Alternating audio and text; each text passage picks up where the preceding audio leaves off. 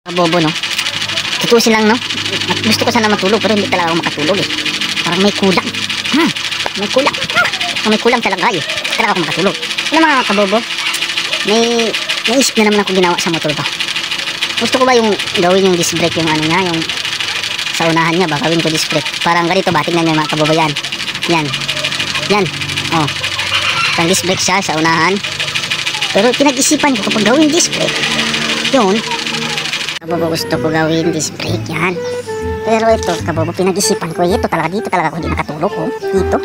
Palitan daw to, telescopic XRM o wave.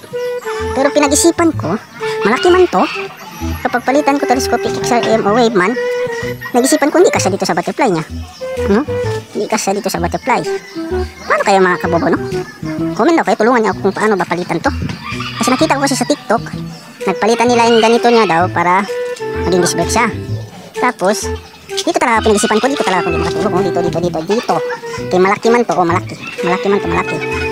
Telescopic ng XRM pati wave man, maliit. Kapag palitan natin telescopic XRM o wave, malaki, ano na to, luwag. Kaya malaki man, luwag to, dito, luwag. Paano kayo mga kabobo? Comment lang kayo sa baba kung paano palitan yung disc brake. Sakit talaga ako, ulo ko dito. Yan o. Sakit talaga ulo ko kung paano ba yung palitan. Yan o, kabobo. Comment lang kayo sa baba kung paano ba ito palitan. Tulungan nyo na naman ako para makatulog ako kung paano ba ito palitan. Para maging disc brake na siya. Paalam.